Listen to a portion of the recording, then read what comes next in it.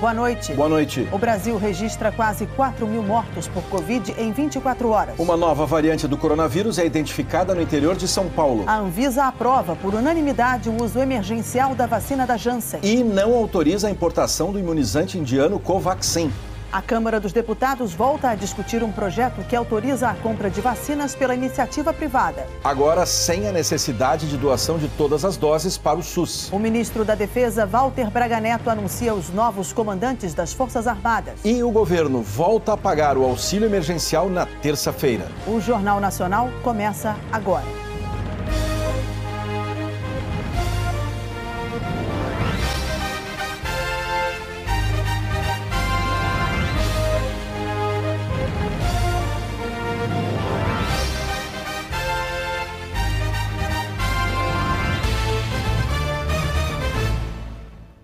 A Anvisa aprovou hoje o uso emergencial da vacina contra a Covid da Janssen, braço farmacêutico da Johnson & Johnson, e negou a autorização de importação de outra vacina, a indiana Covaxin. Os técnicos da agência analisaram um dossiê de 28 mil páginas apresentado pela farmacêutica.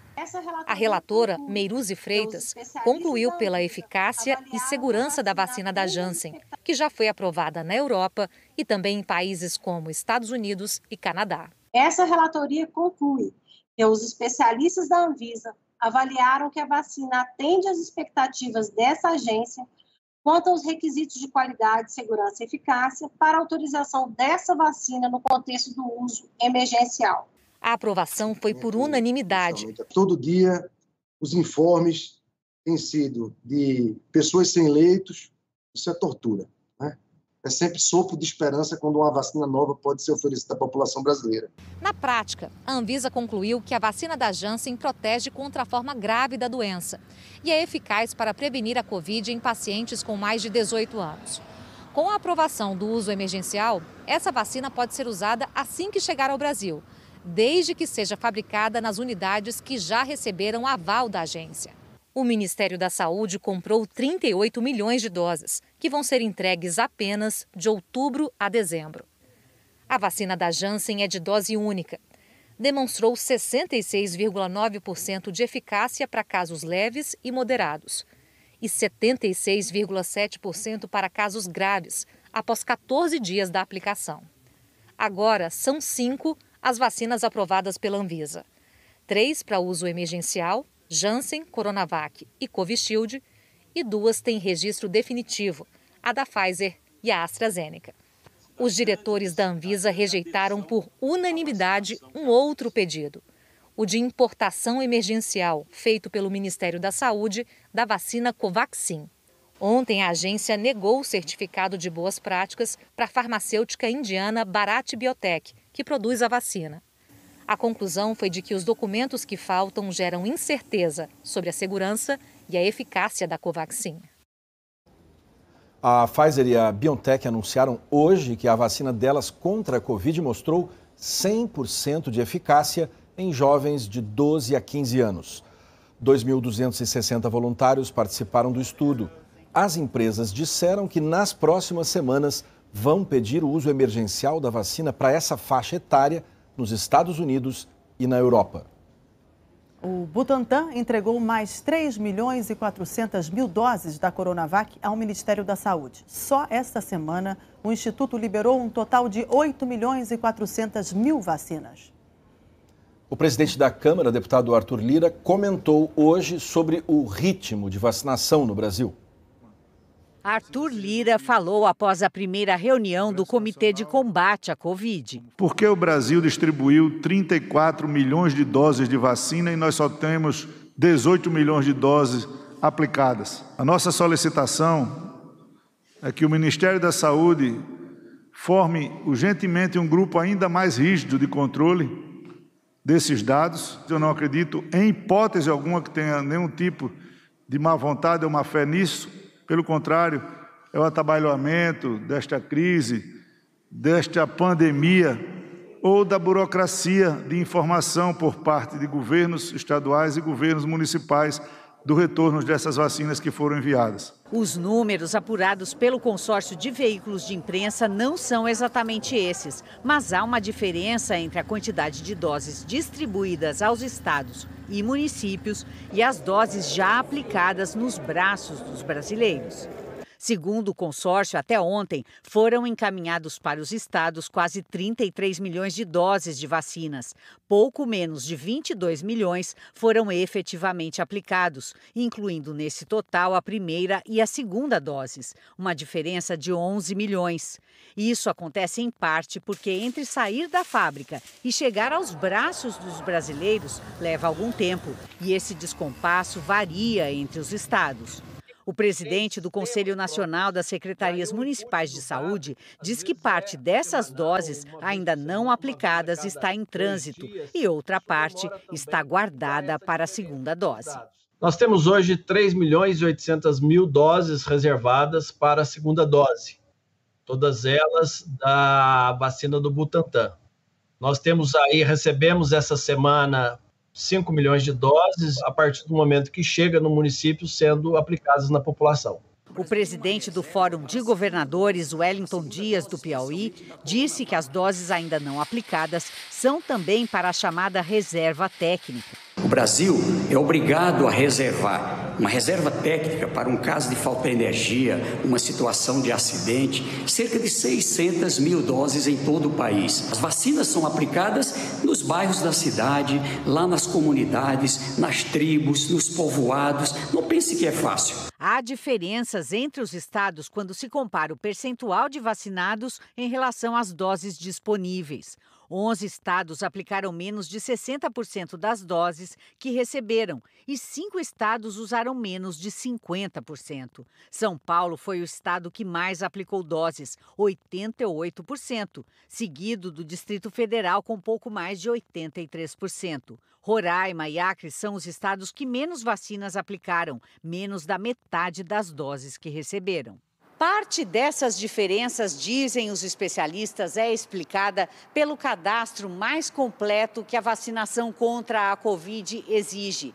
Eles afirmam que preencher à mão ou transmitir pela internet muda a velocidade com que os dados saem dos postos de vacinação e chegam às secretarias e ao Ministério da Saúde. E que o governo federal não colocou em funcionamento um cadastro nacional que pudesse ser acessado por todos. Você tem que colocar todos os dados pessoais da pessoa, nome, endereço, que dose que ela está recebendo, de que laboratório. Isso imprime uma logística muito mais complexa, porque tem locais que você nem tem computadores aonde você faz a vacinação. É preciso que o Ministério da Saúde realmente organize esse processo de cadastramento. Em São Paulo, por exemplo, quem vai se vacinar tem a opção de fazer um pré-cadastro na internet. Os dados já ficam disponíveis para serem enviados. Em outros locais, especialmente nas regiões Norte e Nordeste, a instabilidade da internet é um problema a mais. São muitas distâncias e dificuldades pelos caminhos. Em Roraima, por exemplo, o problema é chegar às aldeias indígenas. No Acre, o acesso é difícil nas comunidades rurais e ribeirinhas. Mas os especialistas são unânimes em dizer que a insegurança com relação à chegada das doses é o problema mais grave a ser enfrentado, junto com a falta de orientação clara sobre organização e grupos prioritários. Eu acho que o grande problema dessa fase que nós estamos vivendo é a falta de transparência. Quando nós vamos ter vacina chegando da Fiocruz? Quando nós vamos ter vacina chegando do Butantan? Qual é o volume de vacinas? Quando que esse volume de vacina, mês a mês, está previsto ser distribuído? O que mais é importante nesse momento é que a vacina chegue à ponta, para que a gente não precise segurar a segunda dose, segurar doses pensando que pode ou não ter para vacinar e completar o calendário daquele paciente, para que a gente possa chegar a dose, ser aplicada e aí a gente vira isso uma rotina. Então, o que mais interessa nesse momento é a vacina na ponta. O Ministério da Saúde afirmou que a distribuição de vacinas depende da entrega dos fabricantes e que os gestores locais devem notificar as doses aplicadas preferencialmente no mesmo dia ou em no máximo 48 horas em caso de falta de internet. Depois da primeira reunião do Comitê Nacional para Enfrentamento da Pandemia, o Congresso voltou a discutir a lei que permite a compra de vacinas pela iniciativa privada. A reunião no Palácio do Planalto foi fechada, durou quase 2 horas. Depois, houve apenas pronunciamentos, sem a presença do presidente Jair Bolsonaro. Uma lei que entrou em vigor este mês permite que empresas privadas comprem vacinas desde que doem tudo para o SUS, enquanto a imunização dos grupos prioritários não estiver concluída. Depois disso, as empresas podem usar metade do estoque adquirido. A outra metade fica para o SUS. No comitê, o presidente da Câmara, Arthur Lira, defendeu afrouxar essa lei para que a iniciativa privada possa usar imediatamente as doses que comprar e teve o apoio do presidente do Senado, Rodrigo Pacheco, e do ministro da Saúde, Marcelo Queiroga. Não há conflito de interesse. O Ministério já tem contratualizados mais de 500 milhões de doses. A iniciativa privada talvez nesse momento possa ter uma agilidade por outros caminhos que possam trazer outras vacinas para o Brasil. E qualquer brasileiro vacinado é um a menos na estatística que pode correr risco de contrair o novo vírus. Nós temos que alargar, que avançar no sentido de dar maior cobertura, ajudar as políticas públicas, fortalecendo o SUS, mas essencialmente nós estamos num momento de guerra. E na guerra vale tudo para salvar vidas. Na semana passada, empresários ligados a Bolsonaro defenderam proposta semelhante em reuniões com Lira, Pacheco e os ministros da Saúde e da Economia. E hoje mesmo foi pedida a urgência urgentíssima para o projeto, o que permite a votação direta no plenário da Câmara. O relatório da deputada Celina Leão, do Progressistas, prevê que empresas privadas poderão adquirir vacinas contra a Covid sem fazer o repasse integral para o SUS até que todos os grupos prioritários sejam vacinados, o que é previsto hoje em lei. O texto diz que a aquisição pelas empresas seria para aplicação gratuita e exclusiva nos seus empregados e outros trabalhadores que lhe prestem serviços e que elas devem optar por doar ao SUS a mesma quantia usada nos empregados ou imunizar gratuitamente os familiares de primeiro grau dos empregados e demais trabalhadores.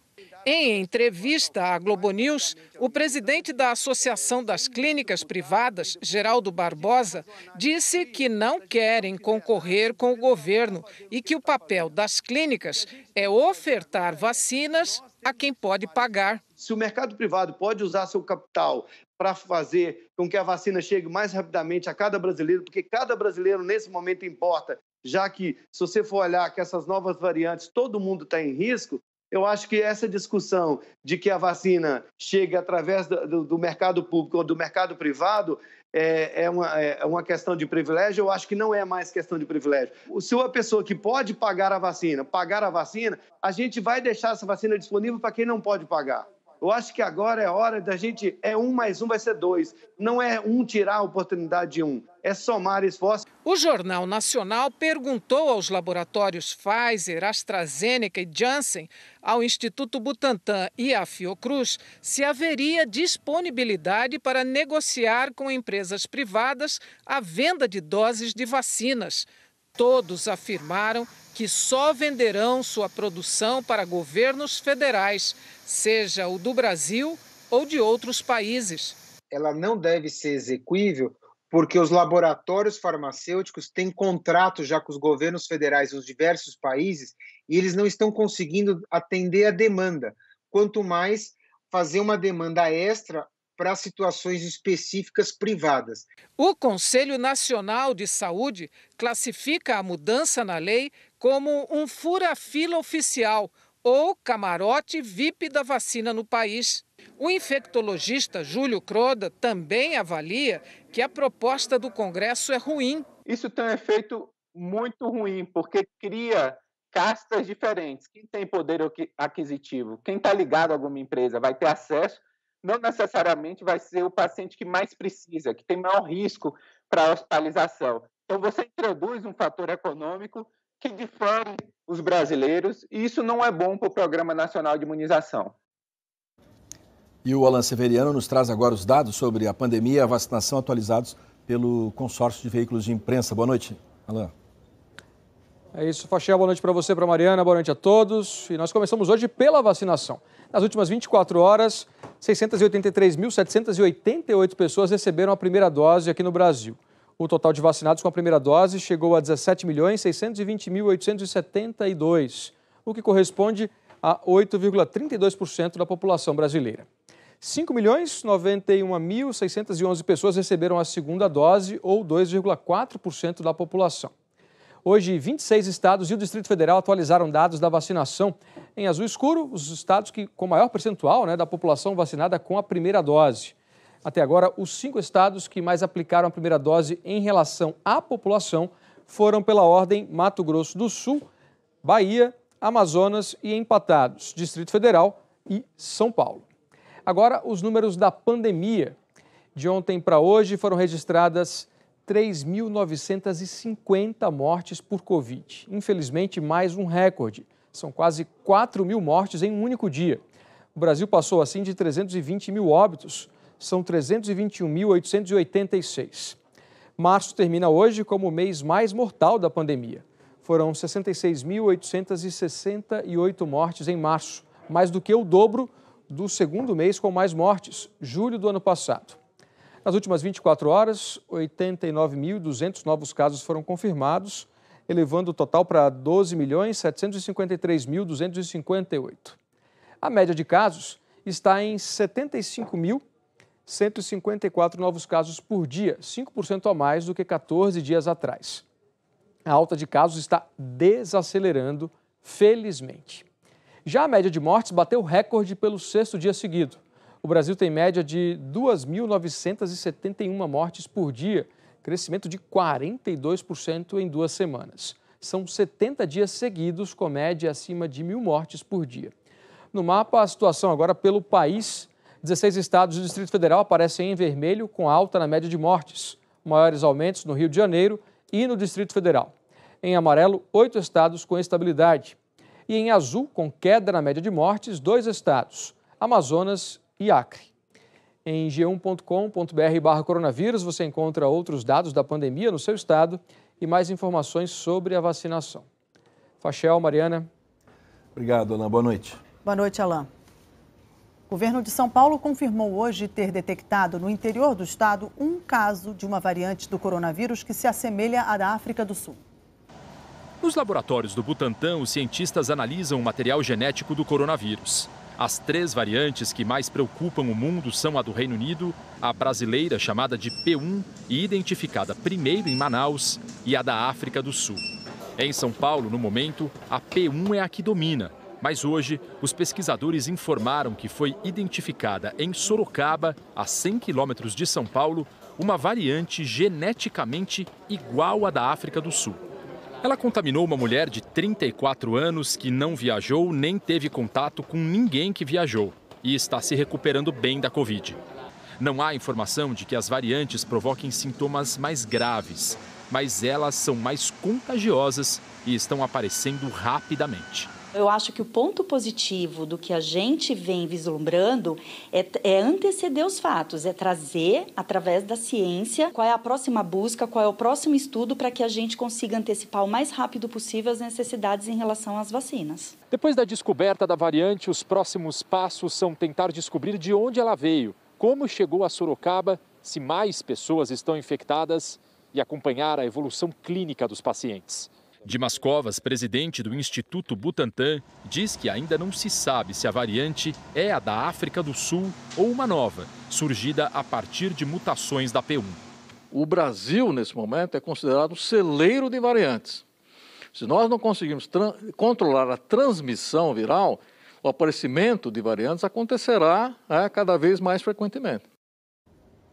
Está presa a enfermeira falsa que participou de uma sessão clandestina de vacinação numa garagem de ônibus em Belo Horizonte. Cláudia Pinheiro pode responder por falsificar, corromper ou adulterar produto destinado a fins medicinais.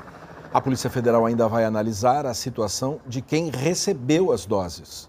Nós não tivemos retorno da defesa de Cláudia Pinheiro. Na França, o presidente Emmanuel Macron anunciou um terceiro lockdown nacional de 1 mês a partir de sábado. Uma nova onda de casos de Covid está sobrecarregando os hospitais, o comércio não essencial e as escolas vão fechar novamente e o toque de recolher noturno, implementado no fim do ano passado, vai continuar em vigor. Veja a seguir, o ministro da Defesa, Braga Neto, anuncia os novos comandantes das Forças Armadas.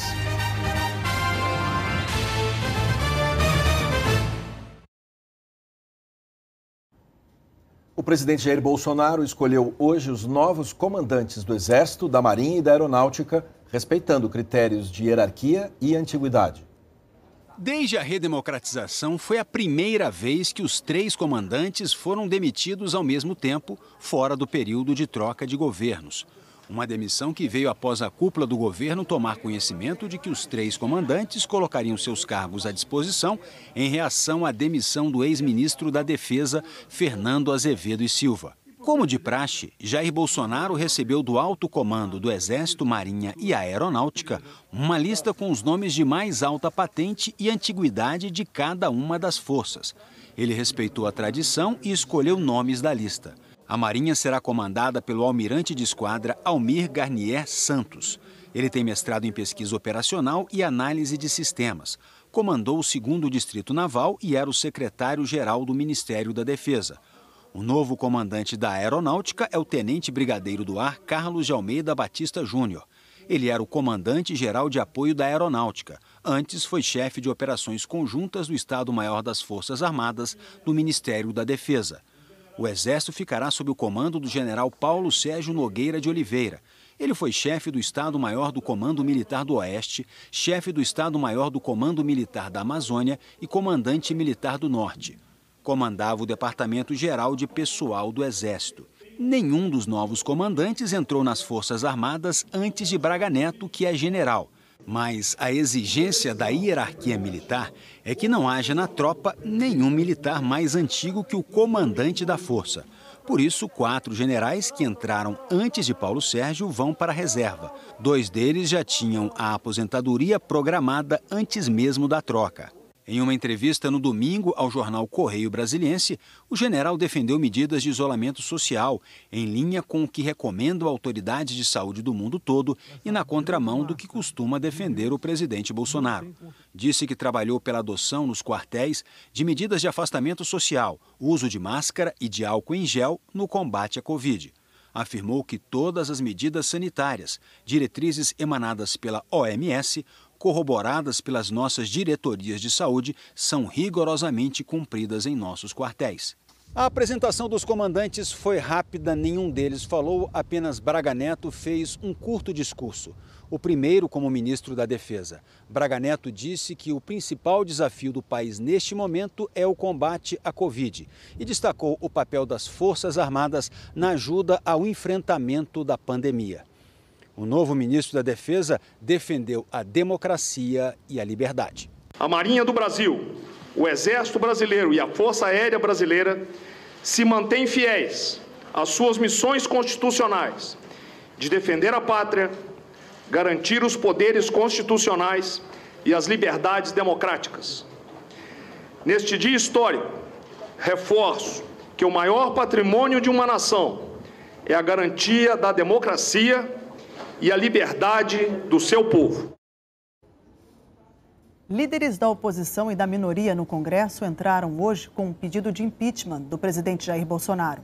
Eles apontam irregularidades na troca de comando na cúpula militar e na demissão do ex-ministro da Defesa, Fernando Azevedo e Silva.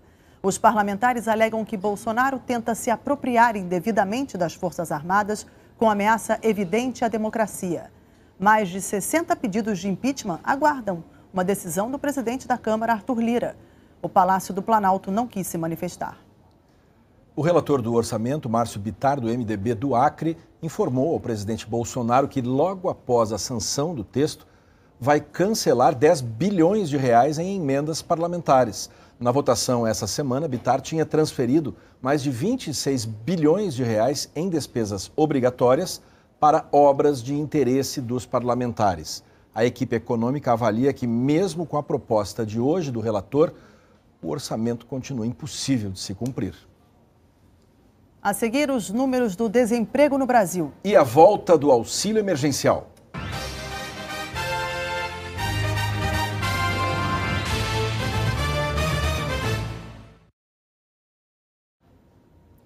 O IBGE divulgou hoje que o Brasil tem 14 milhões e 300 mil desempregados. O diploma da Faculdade de História veio com sacrifício há 3 anos. Já o sonho de trabalhar na profissão nunca aconteceu. Vitor só conseguiu emprego com carteira assinada como garçom, mas desde fevereiro está desempregado. Nesse momento no Brasil deve estar bem difícil de arranjar emprego para qualquer uma área, qualquer pessoa. Mesmo com curso, alguma coisa, é bem difícil arranjar emprego. Vitor não está passando por essa dificuldade sozinho. O IBGE mostrou hoje que tem um número enorme de brasileiros que procuram emprego e nada. Entre novembro do ano passado e janeiro deste ano, eram mais de 14 milhões de pessoas. A situação praticamente não mudou se comparada a como estávamos nos 3 meses anteriores. Mas se a comparação for com o mesmo trimestre do ano anterior, são quase 2,5 milhões a mais de desempregados do que naquela época, o que mostra o estrago da pandemia no mercado de trabalho. O número de desalentados, que é como o IBGE chama quem desistiu de procurar trabalho, também continua no mesmo nível, quase 6 milhões de pessoas. Apesar do desemprego ainda alto, a pesquisa mostra que muitas pessoas conseguiram voltar a trabalhar nesse período. Mas a grande maioria teve que se virar. De cada 10 brasileiros que encontraram uma ocupação, 8 estão na informalidade. 826 mil pessoas passaram a trabalhar por conta própria. No setor privado, dos 362 mil admitidos, apenas 23 mil tinham carteira assinada.